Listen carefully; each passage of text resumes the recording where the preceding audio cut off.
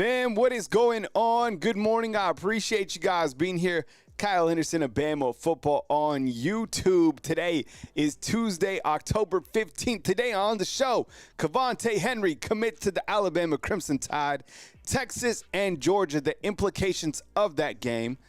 You got a very talented quarterback taking on Alabama. We're going to dive into the numbers, right? You got Tennessee grades this season. A big injury for Tennessee. You got Keon Peely, who is out for the season. And then I'm going to talk about why a win is so important for Alabama. Let me know where you're coming from inside the comment box.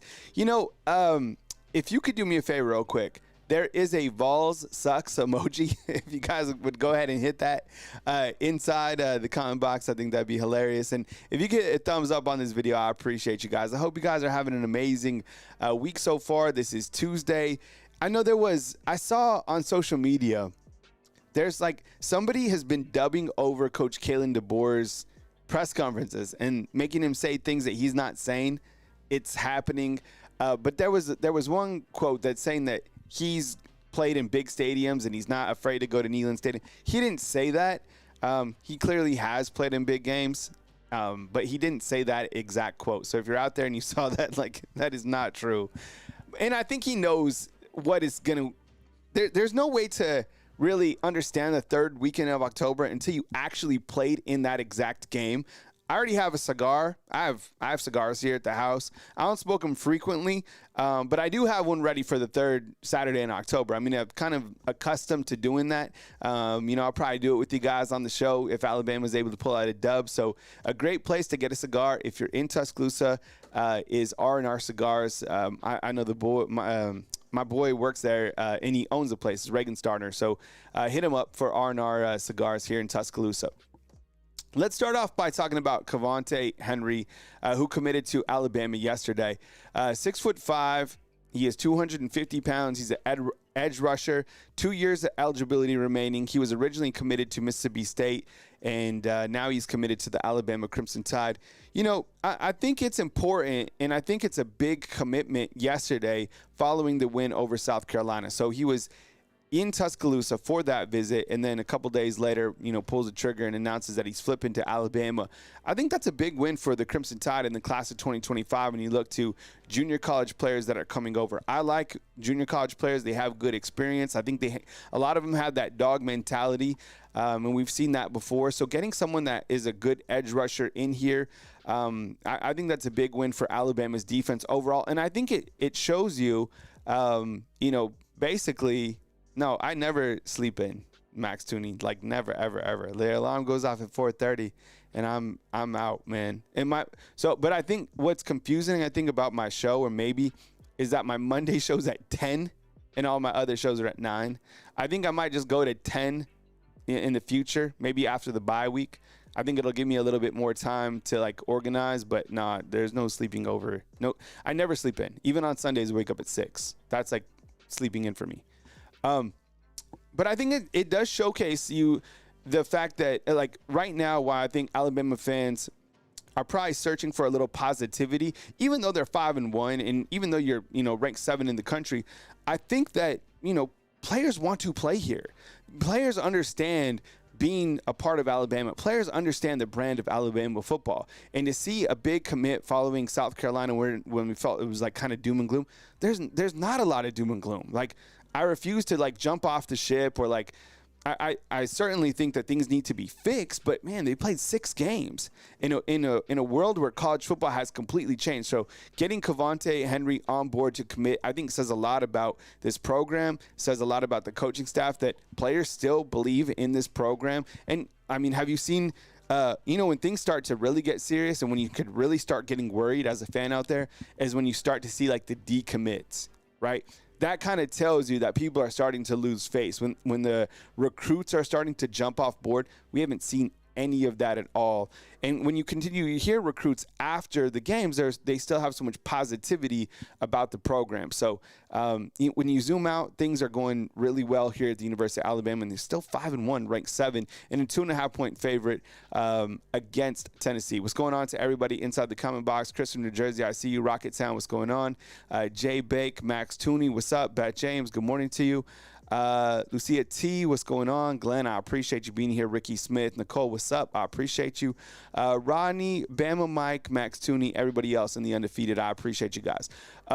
Rocket Town is asking where Noah Carter's been. Noah Carter is playing that wolf position, and there's a lot of depth right now. So while we have seen him play in the beginning of the season, I think right now at this point in time, I think they're working the guys, who clearly are SEC ready, and I think eventually he'll be there. I mean, the guy is probably in the lab right now. I mean, I can't wait to see where he's at in 2 or 3 years.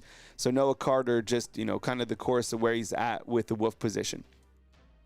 I wanted to lead off today talking about probably the biggest game outside of, our biggest game is Alabama versus Tennessee, but in the world of college football is Texas and Georgia. But first, weather recap for this weekend. As Alabama heads to Knoxville, and the temperature was 47 degrees this morning, starting to definitely cool down. The tailgate temperature will be 64, right, for the kickoff at 2:30. The game time temp will be 73, absolutely perfect. And for the fourth quarter, look at that, 48. So you might have to take a hoodie or even a long sleeve if you're going up to Neyland Stadium for the orange out. I just saw that there is an orange out at this stadium. Bama Mike, what's up, man? I appreciate it. $5 in with the super chat. I think us Bama fans need to chill out and stop bashing the team and coaches. Roll Tide, roll. Appreciate you, man. Yeah. I think that that is going to be a comfortable game. I've been up to Neyland Stadium, I think, twice. I went to 2 games up there. It was really cool to be able to see that type of college pageantry. Now, the 2 games I went up there, Alabama straight took it to them, but it's a really cool environment to check out. Now, as I was saying, one of the games that we're all watching outside of Alabama and Tennessee is this game. What's up, Jarvis? I appreciate you being here, man. This Texas and Georgia game. So I started thinking about it. I was like, what are the outcomes of this particular monster matchup? And I came up with a couple different things, and you can help me inside the comment box. But I was thinking about it, like the implications and the ramifications of this mega college football showdown. Okay, Georgia they already came here to Tuscaloosa. They're going to Austin, and they have to go to Oxford to play Ole Miss. So they got a really good schedule. If Texas wins, clearly it's another statement win for Texas and the SEC overall. I mean, with the amount of parity in the SEC, we keep on talking about, the strength of the overall SEC and just how good the conference is, really from top to above Mississippi State. Mississippi State and Auburn clearly struggling. But along with that, I mean, the SEC is just absolutely loaded.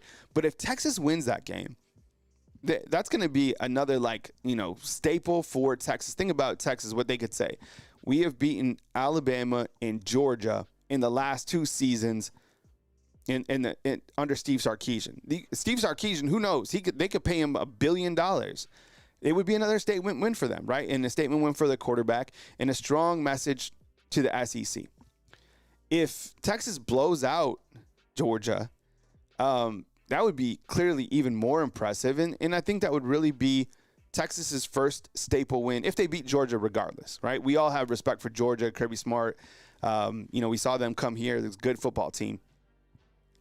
I can't see a blowout happening. I expect this game to be tight. I mean, as you see, it's 3.5 favored in Texas in Austin, right? Jeremiah Taylor wants them both to lose. But if we look to if a Georgia wins, and I think, we take off our Alabama hats for that game, I would imagine that we're all pulling for Georgia because Alabama beat Georgia. And I think if Georgia beats Texas in Austin, that's going to bode really well for Alabama if Alabama is able to beat Tennessee. You see what I'm saying? I mean, then you could say, hey, this conference, has a lot of parity. Georgia is still that team. Alabama beat Georgia, and Alabama's probably coming off a win over Tennessee. It even adds more momentum. I would imagine that those two teams, and who knows, I forget who Oregon's playing right now at this point in time, but it would be like Oregon, Georgia, Alabama, Texas, something like that. So, and as I mentioned, like if Georgia wins, it continues to show parity within the conference. Now, Texas, their remaining schedule, they have Georgia, they have Vanderbilt. Yo, what if Vanderbilt? Man, that's crazy. That's a tough back-to-back stretch. And then you have Florida. Florida's they're punching as hard as they can. Arkansas, who knows? Kentucky's pretty good. Texas A&M hasn't lost in the SEC. I think that's turned out to be a pretty good back-end schedule for Texas. Georgia remaining, Texas, Florida, Ole Miss, Tennessee, UMass, and Georgia Tech. Gets a little light at the end. I mean, Georgia Tech, we saw them play, well at the beginning of the season. But I don't know. Let me ask you this, undefeated, yes or no? Do you think that Texas slips up somewhere within Georgia to Texas A&M? Yes or no? Will Texas slip up? What I mean by that, will Texas lose between Georgia and Texas A&M? Will Texas lose between Georgia and Texas A&M? I mean, anytime you're talking about the number one team, and a team like Texas and a team with this amount of experience and the quarterback and the head football coach, Texas has a lot of positives going on. I think people know that they're for real. I'm going to say yes. I just don't know, like on a percentage base, how I'm feeling about that. But I think they'll lose. I do. It looks like mostly yeses inside the comment box. Jeff is saying no. Eric D thinks they'll lose twice. Now, Texas loses twice. I mean, yeah, look, Georgia, Vandy, Florida, Arkansas, Kentucky, A&M. I don't know. I think, they're home against Georgia. They go to Nashville. I don't know where the Florida game is. I don't have their exact schedule in front of me, but those are the games listed. I think A&M is in Austin, or do they go to Kyle Field? I don't know. That's a tough schedule. And who knows what will happen with Georgia. Like Georgia, they beat Texas. I would imagine they beat Florida. They beat Ole Miss, so Georgia keeps winning. It's great for Alabama.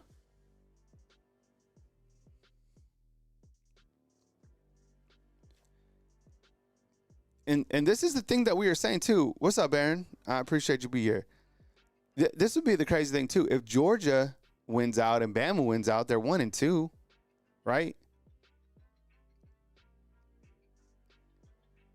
I mean, there's a lot that still has to go on, but we've talked about scenarios where those two teams could play again. I don't know. Just there's a lot going on with the outcome of this game. Texas has the easiest schedule in the country. I mean, Georgia, Vandy, Florida, Arkansas, Kentucky, those games look tough now. I mean, who knows? Vandy's pretty good.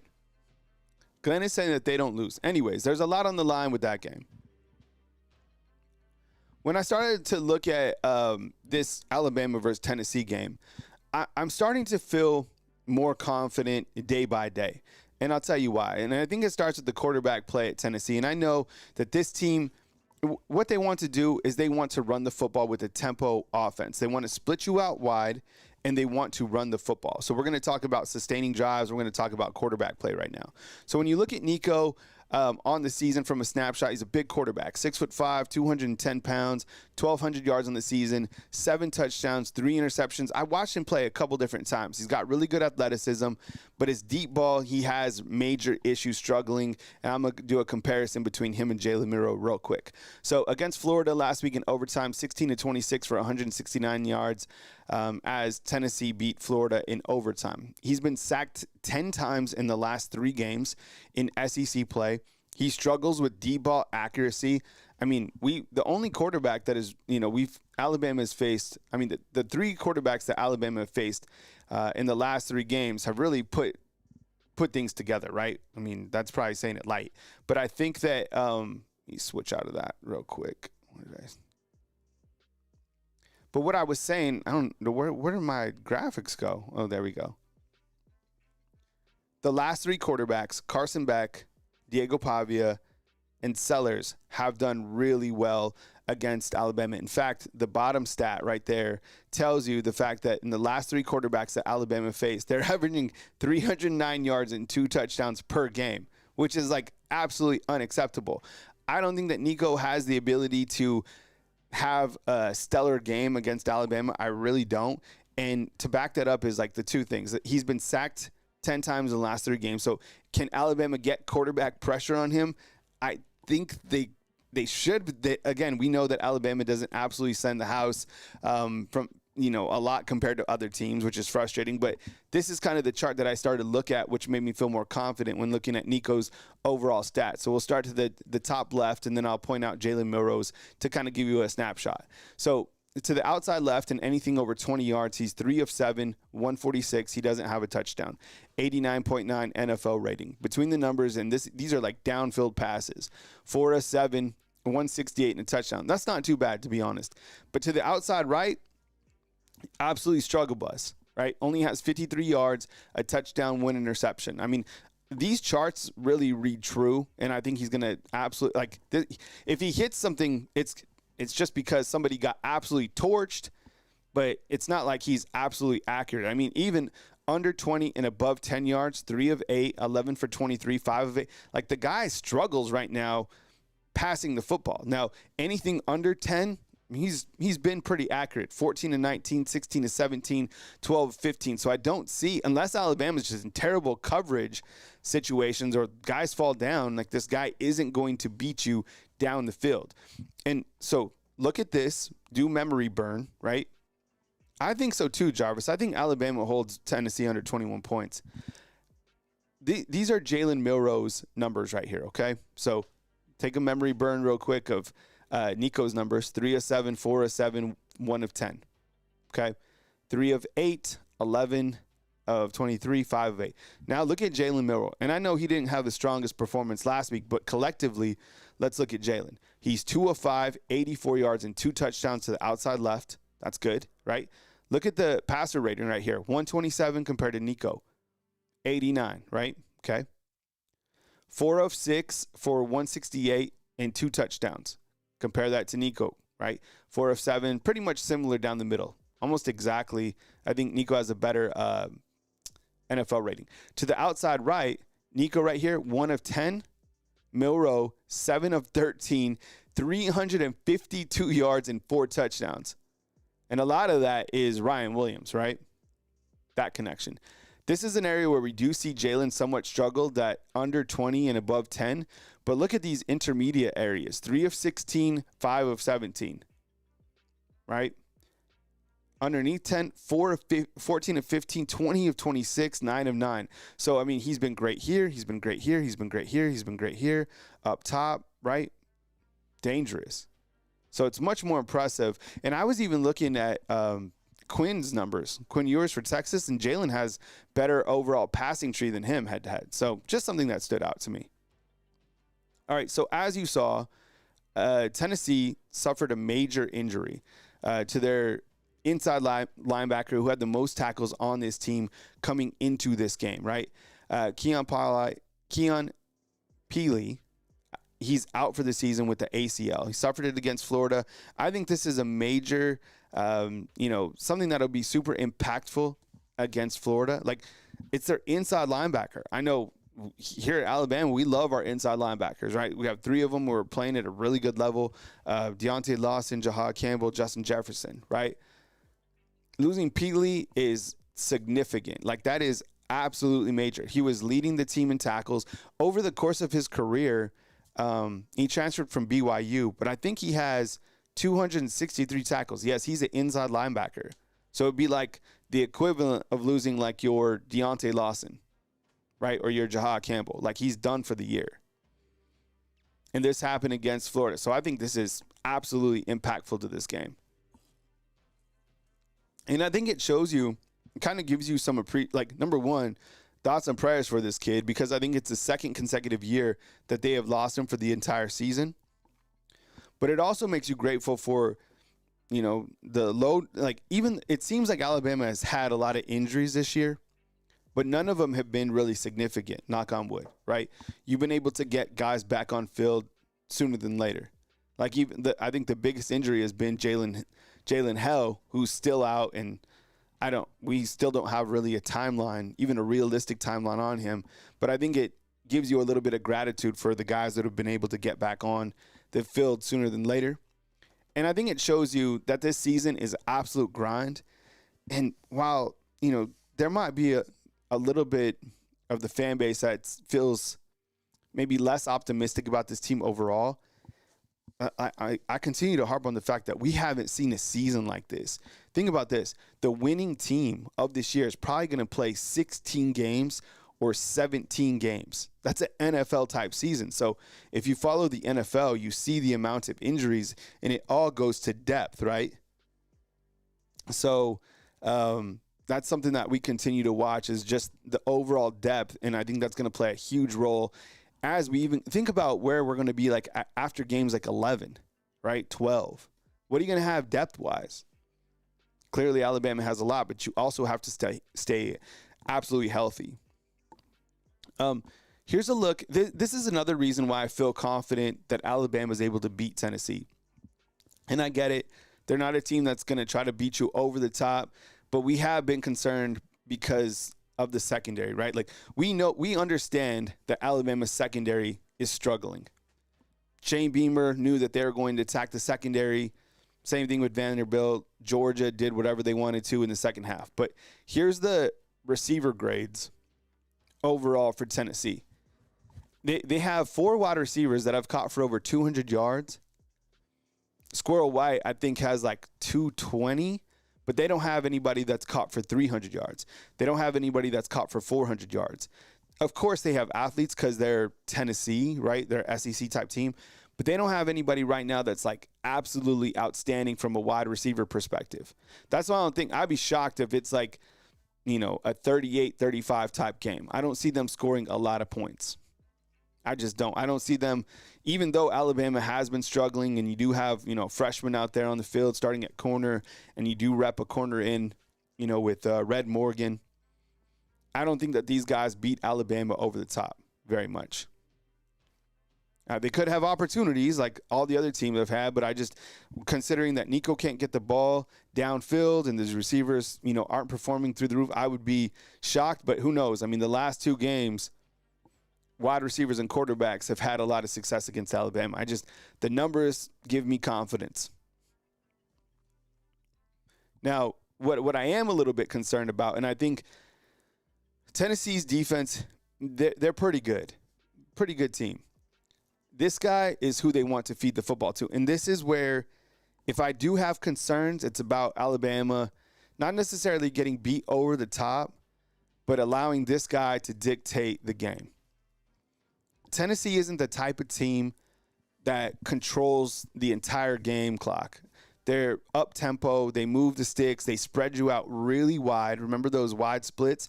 And then they're going to give it to this guy. Almost a similar type offense to South Florida. Okay? So this guy could be a major, major problem. I think there's a stat out there that I saw. Alabama allowed a 16-play drive only one time over the course of 10 years. And this year they've allowed a 16-play drive or more, 4 times this year? I can think of one against South Florida, one against Wisconsin, one against Georgia, and one against Vanderbilt, right? So this guy does concern me.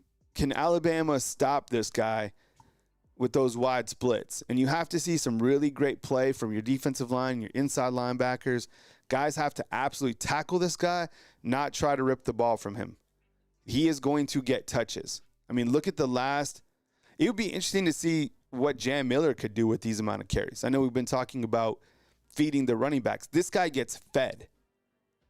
And they're going to go to him. I would imagine he gets 20 or so carries against Alabama.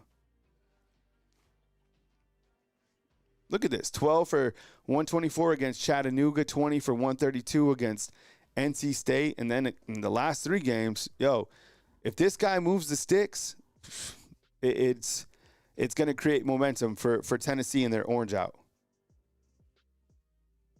So stop this guy is absolutely critical. I'm really not worried about their quarterback or the receivers. I'm just worried about this guy. This will probably be one of the toughest running backs that Alabama's faced this year, and the numbers back it up. Tough running back. I liked the running back last week, actually. Raheem Sanders. Nobody talks about him really, but he caught for a good amount of yardage. He's, 230 pounds? This guy is Dylan Sampson's good. I think if Alabama holds this guy under 100 yards, you come out with the dub, right? You come out with the dub for sure. Toughest nails. I haven't heard anything on Kendrick Law or Kobe Prentice yet. I think the first SEC student availability comes out tonight, so we'll keep you posted. I miss seeing Kendrick Law out there. No matter how he's used, of course I want to see him get the football, and I understand the schematics of the game, but I'm curious to see the rest of his story this season. If they use him as a downfield blocker, whatever it is, I like his game. And Kobe Prentice, of course. I mean, that guy's made so many catches here at Alabama. Really good kid. What's up, Astora? I appreciate you being here. And Chris from New Jersey, what's up, man? I appreciate you. Thank you so much. So stopping this guy, absolutely critical. Nobody really talks about this guy. I don't know why, but I like his game. He's probably the most important part of Tennessee's offense. I was thinking about this, too, is what does a win in a game like this do for Alabama? Now, we've been accustomed, and I talked about this yesterday. It's facts.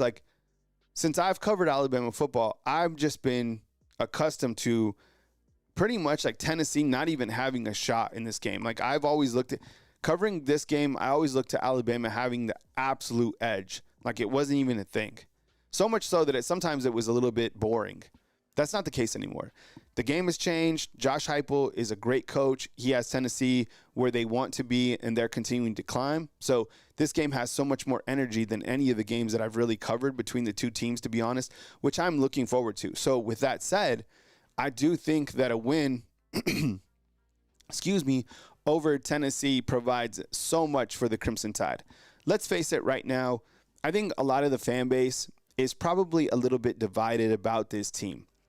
I have been pleasantly surprised, and I've been happy about this, that there has been some good support for Coach Kalen DeBoer still. I mean, the guy's 5-1, 2-1 in SEC play. I think people clearly want to see changes with the defense. So do I. And, let's see what happens through 10 games. Now, if they continue to just allow all these points, there has to be, Kalen has to just make something happen. But there's a lot of people supporting him, and rightfully so. A win over Tennessee would be another win over a top 15 team, which Alabama certainly needs in terms of resume building, right? You beat Georgia, you go on the road, you beat Tennessee. People will remember that. And I think this year, people understand that Tennessee is a good football team, right? People have been talking about Tennessee even being a number 5. I'm kind of surprised that the AP has them at 11. I would have thought they would have kept him in at the top 10. Maybe, I think I have him at 8 or something like that. It seems like a pretty good football team. And while I think Florida probably should have won that game last week, this is a good team. This is a good squad. And I think that Coach Kalen DeBoer, while he's played one game in the SEC, this will be kind of give him a glimpse to real SEC football on the road, which will be great for Alabama because you still have some daunting games on the road. You have Tennessee, you have LSU, and you have Oklahoma. Say what you want about Oklahoma, and I'm not overly worried about Oklahoma way down the road. I just think that any of these games on the road in SEC play are going to be challenging for different type of reasons. The first one starts with Tennessee. The team doesn't have that much momentum. People see them as vulnerable, not really into the team right now. It's kind of a little bit low. Appreciate the super chat. Get to in a second. They come out with the win, and they play 4 quarters of football. And if Georgia was to beat Texas, people are going to be really hyping up this team, jumping back on.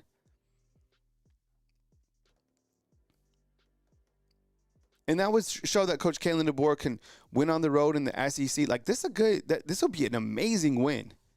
But what you can't do is, I think there'll probably be so much emotion in this game too because of rivalry game. You can't let it kind of spill over into the next game against Missouri. That game could be dicey too, right? Like another these rat poison traps are everywhere. Like, get up for Tennessee. You beat Tennessee. You're like, yeah, you got momentum. And then Missouri's right there. They'll be like, what's up? Missouri and Vanderbilt went into overtime. Nobody respects Eli Drinkwitz. I don't know why, but he's a good football coach. DK with the $4.99 super chat. This game has a lot more implications than Texas, Georgia. I think, yeah. I mean, when you look to SEC standings and positioning, for sure. Yeah, the SEC is amazing this year. It's like what I mean. It's up there with like Premier League soccer. Like the teams are so good and they are so evenly matched this year. I'm here for it. I love it. It also shows the country that this team can still win, because people are going to be like, can this team keep winning? And be like, yeah, they keep winning. They beat South Carolina. They beat Georgia, right? They beat Tennessee on the road. And I think recruiting-wise, too, like, yo, Tennessee's starting to get momentum with recruiting. So are all these SEC teams, but Tennessee's getting guys. And I think it's another win for this crew to be like, yo, we can go on the road and we can win. So, I think a win does so much for this team. Max Tooney, what's up, man? Yeah, I love doing the graphics. It takes a lot to put all that together. So I appreciate the continued support with the graphics and or your feedback, because I do put a lot into it. And here's a look at that SEC, this SEC race. Oh, what if the bottom two teams got relegated? Wouldn't that be cool? Yo, I just came up with something. What if the bottom two teams, so I don't know if you're familiar with this, but the bottom three teams in Premier League soccer, that's, football soccer across the pond, right? The bottom three teams get relegated and they would have to go into, like, I don't know, the Big 12. Can you imagine how that'd be? Like, so for example, let's just say the bottom two teams would be relegated and the top two teams from the Big 12 would join the SEC. That would be amazing. That would be amazing content. So Auburn and Mississippi State would go to the Big 12, and then you'd have, I don't know, BYU and Kansas State join next year. That would be amazing football. Who's on relegation watch? Auburn and Mississippi State as of now. Texas A&M up at the top. They lead. LSU, Texas, and Georgia. If you're wondering why Georgia is ahead of Alabama, it's because they have one more conference win right now at this point in time. There's Arkansas with a win over Tennessee, and then there's Vanderbilt. And Vandy could be a sleeper in all of this. You got Missouri, if Vanderbilt would have won against Missouri, shoulda, woulda, coulda, but if that game went into overtime, if they win that game, they're 3-0 and they're up at number 1 in the SEC right now. Just 3 points away from being number 1 in the SEC. That is absolutely crazy. Who would have thought that would be the case this year?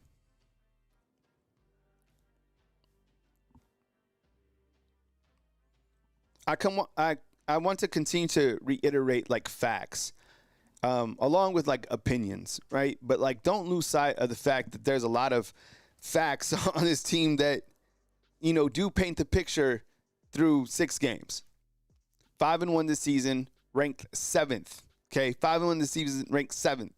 If we're moving closer to an NFL type model, like, if your team is 5-1 after 6 games, like, yo, it's an absolute grind every single week in the NFL, and I think that's starting to spill over now into college football.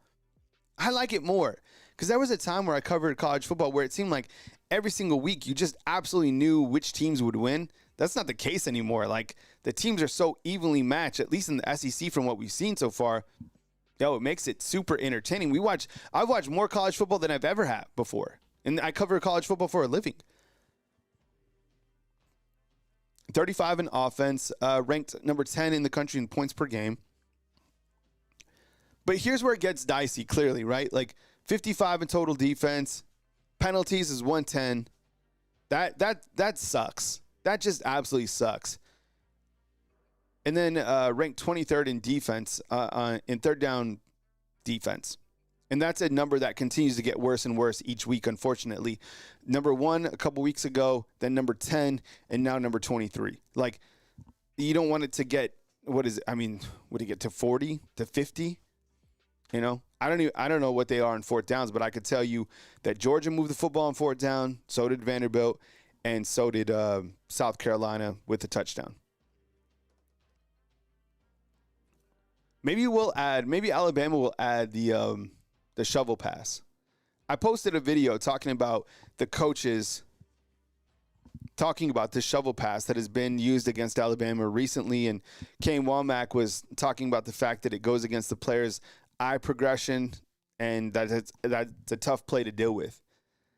I mean, it's a copycat league. I would imagine that you continue to see it because right now, shovel passes, I guess we could put together the stats. It wouldn't be too hard. I think Vanderbilt ran it, 2 or 3 times? I think they ran it 3 times. And I think South Carolina ran it 1 time. So that's a total of 4 times. I would imagine that the average shovel pass against Alabama is getting like 17 yards, which is absolutely crazy. I mean, Tennessee, if I'm Tennessee, I'm doing, shovel passes for sure. I'm probably even running a little bit of the option considering that the quarterback can run.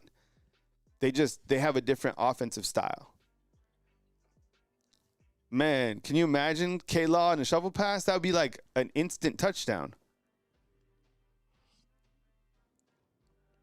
The shovel pass, and what's crazy about the shovel pass, it seems to work so well, and it's like such a gut punch every single time because it moves the chains.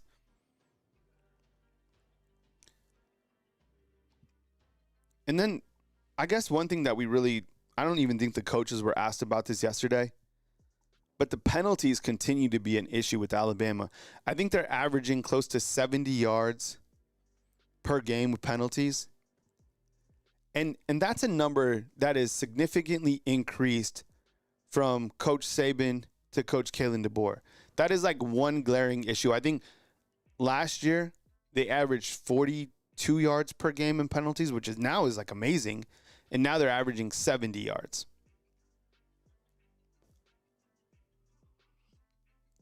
Ricky, stay blessed, man. I appreciate you being here. So those are like facts on the team. And I always like to talk more facts too. Like these are statistics with the actual players. Despite Milroe having his worst performance last week, right? Like I saw even Cole Kublik broke it down talking about Alabama's game against South Carolina. He has great breakdowns. Everybody knows that. He said that Jalen Milroe forced passes. Yeah, he did, for sure. Like that interception when they were playing aggressive before halftime, that was 100% on him.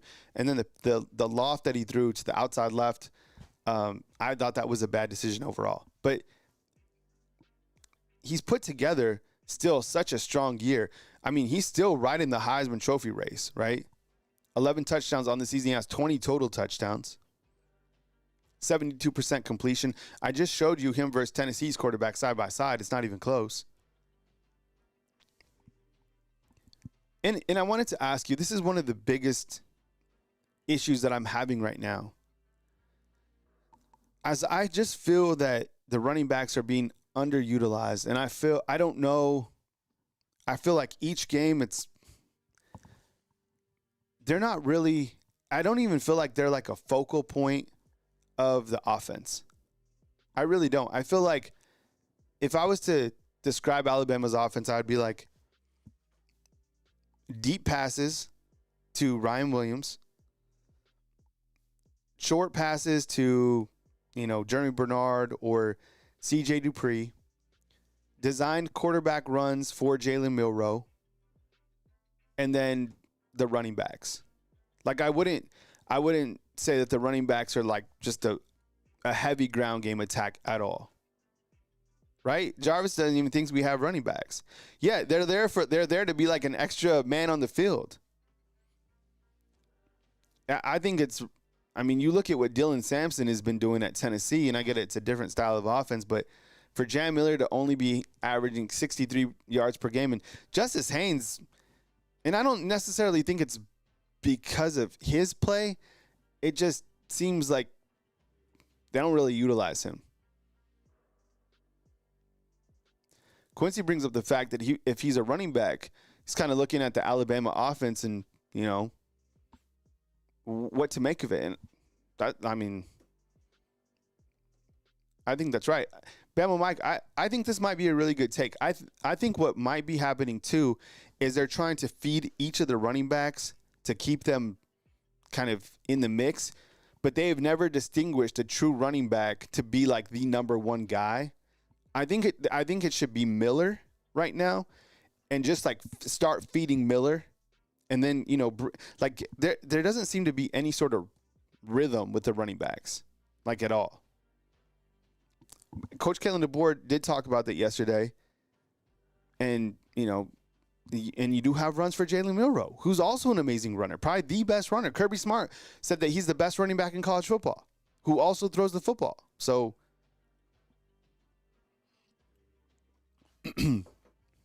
DSGB says, Kyle, stop looking at the numbers. Florida and Arkansas defenses are better than ours, so just because they stop them doesn't mean we will. I appreciate the feedback, man. Jarvis is saying that the offense has no identity.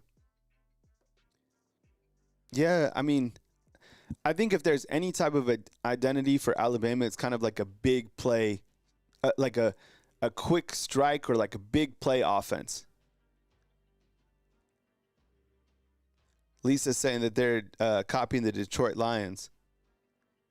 Yeah, the Lions have two really good running backs that they kind of utilize. Montgomery, though, should be the guy. Like, I love Gibbs, but, man, that Montgomery is an absolute monster. Holy cow.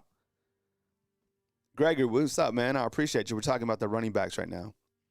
Cedric, what's up, man? Appreciate you being here. He's asking about Kobe Prentice. So, on Kobe, I would imagine that he's, probably finished up with concussion protocols. I don't even think it got listed that he had a concussion. Good morning, Javion. But, you don't have to. We all saw the hit against Vanderbilt. Two dudes smashed his head, and it looked like he lost consciousness. So prayers up for that kid to get back. I love Kobe's an excellent wide receiver. What's up, James? Appreciate you being here, man. Jason Tolbert. With our offensive struggles, where are some guys we thought we'd see get some playing time? Keon Keeley, maybe Yanze, and folks were high. Noah Carter coming in, just wondering. I think Jason's talking about the defense in playing time.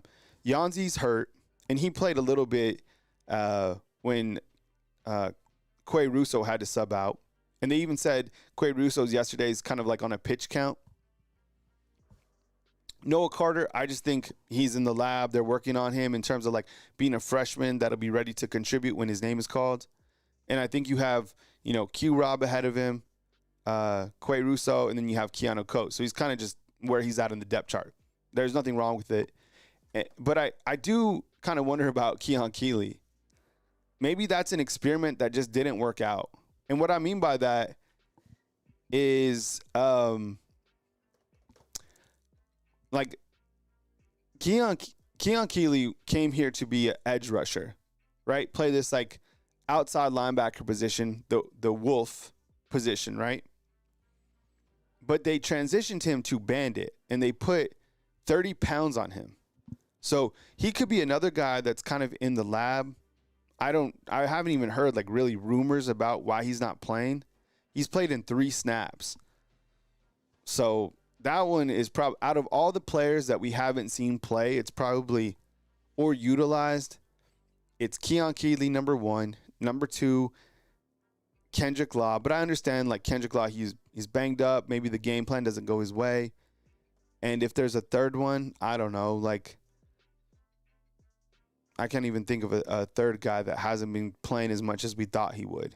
But, like, those two are just, like, number 1 is, like, Keon Keeley. Why hasn't he played? I have no idea. DW's talking about Montgomery. I'm telling you, man, yeah. You watch the Lions, holy cow.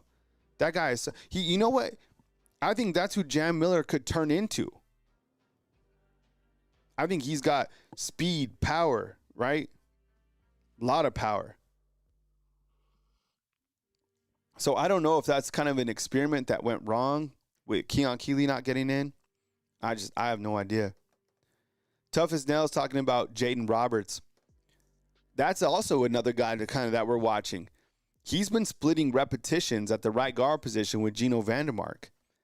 And I think it was Kapilovic that said that he's not 100% healthy or that he's in pain every single game. So the Hulk's in pain, and maybe that's why you've been seeing a little bit more Gino Vandermark. Corey's asking about King Mack. Yeah, King Mack and Cam Howard, those are some guys who transferred in, right? King Mack from Penn State and then Cam Howard from Charlotte. I think Cam Howard has maybe played 1 game, 2 games. I would maybe have him on the redshirt list or have him even like on a transfer list. I don't know that for sure. I'm just, if guys don't play 4 games, they're going to be added to the transfer list. King Mack, he's come in a couple times, but haven't really seen too much of him. I mean, to be honest, in Alabama's defense, the safeties never really come off the field. Like Keon Asab and Malachi Moore, they have the most snaps out of any guys on the defense. Like they don't rotate those guys out. You'll see some corners get in. Like, who's been playing really well is Jalen Mbakwe.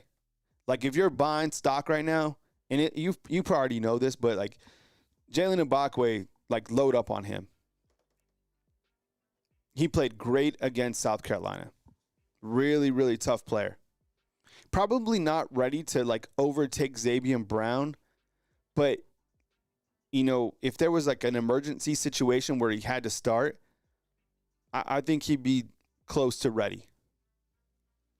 Regarding Caleb Odom, who's a wide receiver that transitioned from tight end to receiver, I think that's more of just kind of a depth issue.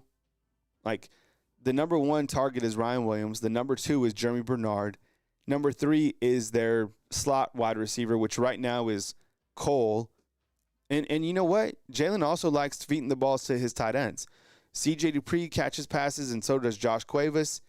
And then he goes to his running backs. So, you also have Emmanuel Henderson.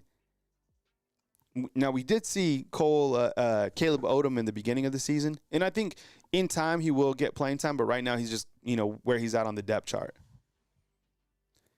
DSG is saying that Keon Sabb has regressed. Yeah, it doesn't seem like he's playing his best football as of late. I think he started off really hot, and I think he has been struggling. I've been seeing more wide receivers get behind him, so we're kind of I'm keeping watch on that, to be honest. Clearly at that safety position, I think he's not trending the right way. Maybe, he'll turn it around. Astora is talking about our tight end room being stacked. It's good to see again. Josh Cuevas has turned out to be a really good transfer in. And there's different types of tight ends that Alabama has, clearly. Like Robbie Oots is utilized as basically just an extra blocker. CJ Dupree has good hands. Josh Cuevas can stretch the field a little bit as a tight end. He's good. PK205, what's up, man? Appreciate it. When you stick with the same players on defense that's steadily getting gashed in the run game, the backups are not even going to play. Watch out for the portal. And I think watching out for the portal, everybody will be on portal watch. I mean, it's going to be kind of terrifying to see when the portal happens, not just for Alabama, but it's going to be like scary and exciting at the same time, because then like when the portal opens up, it's going to be bananas. Like you can pick up some good players, you're going to lose some good players. That's why I do think I do see Kalen getting a lot of guys involved, but man, a lot of guys are going to transfer. And that's going to be for everybody. So don't think it's just going to happen to Alabama. It's going to happen. It's going to happen to Texas. It's going to happen to Georgia. It's going to happen everywhere. Now, for me, it's like, it's good business because we can continue to talk about topics. I mean, before the transfer portal added like a whole nother layer to all of this. And it does go both ways. I mean, even before Coach Saban retired, Remember the amount of players that hit the portal? Wasn't there like there was like over 20? It was crazy. It was every single day. DSGB back and saying, Kyle, the main thing Saturday is we have to tackle and not do dumb penalties. Yeah, and that's why, in case you just jumped on the show, I was talking about this dude right here. Like, you got to stop this guy. They feed this guy. Ephraim's in here talking about the officials. You know what's crazy is the last time that Alabama went up to Tennessee, there was some crazy penalties. And Alabama's already gets a lot of penalties as it is. Alabama's ranked number 110 in penalties.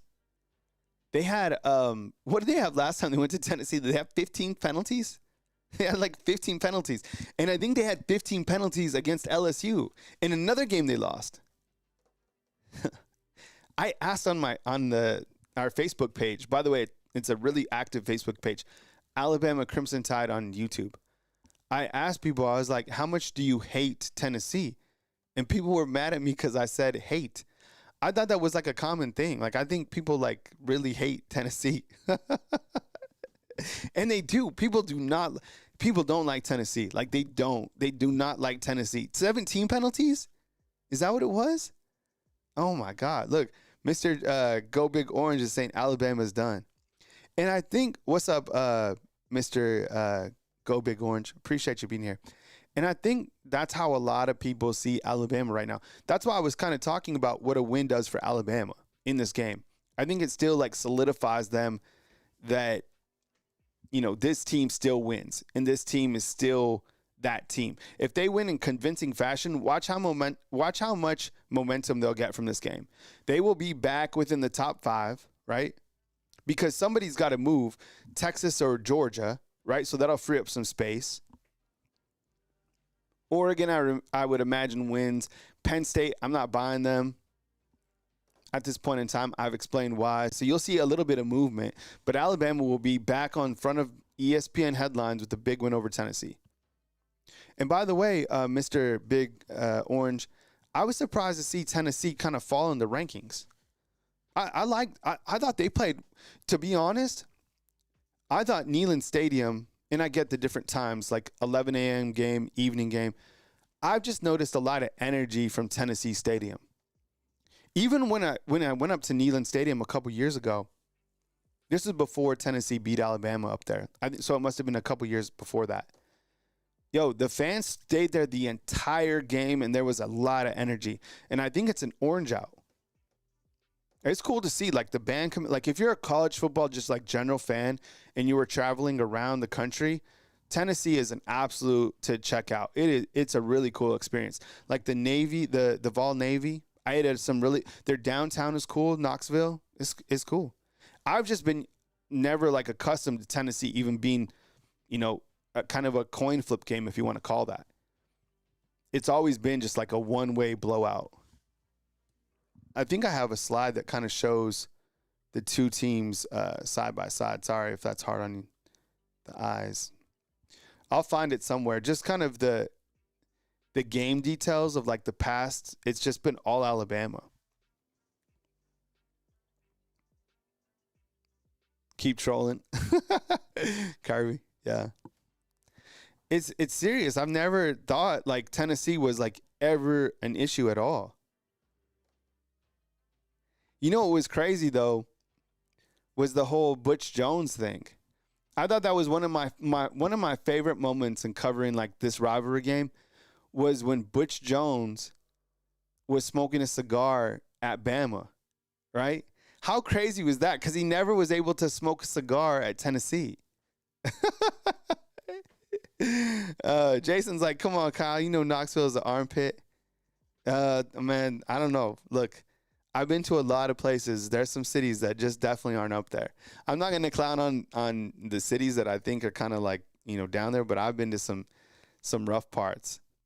The thing about Knoxville too is it feels like a really like a long city. It's like really stretched out. Like, I don't know. It just felt like it took forever to get there. In fact, I couldn't even stay in a hotel when I went up there. I went up to, I think I stayed in like Sevierville. Is that right? Max, I don't know about the officiating crew. Hopefully it's not the same one as the last time, though, right?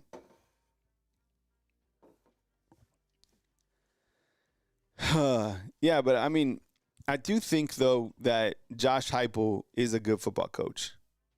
He's got them going where they want to be. I mean, shoot, the South Florida's coach was there a couple years ago, right? You look at what he's done at South Florida. Shoot, he's a good football coach. Chris from New Jersey talking about Keelan Russell, Alabama's quarterback commit. Yeah, that guy is so good. I mean, all these guys are good at the high school level, but Keelan Russell is like, that guy is amazing. I mean, I don't even want to start talking about the quarterback position next year. But when you have a quarterback that talented coming in, I think it's Ty's job 1,000,000% to lose. But Keelan Russell, I think, will add a lot of quarterback competition from the jump. How could he not? That guy is a baller. I would imagine that, you have a quarterback that does transfer. I mean, if I had to give odds on a quarterback transfer, I 1,000,000% think it'll be Dylan Lonergan. I mean, look what Eli Holsting's doing. Eli Holsting, isn't Pitt undefeated? He's doing a really good job. And he would have been behind Austin Mack this year. Did Byron just drop some news? I didn't see Byron drop some news.